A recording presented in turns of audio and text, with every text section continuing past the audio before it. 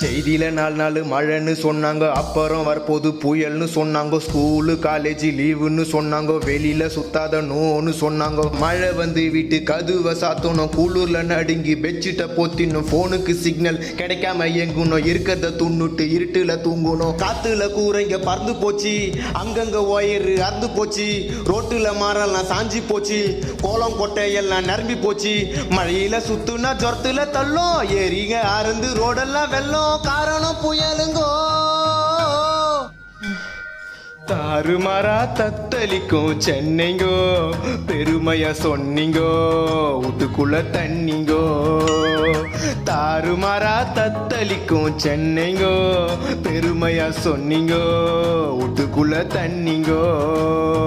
காத்து மழையில காஸ்ட்லி காருங்கெல்லாம் தண்ணியில அச்சு போச்சு.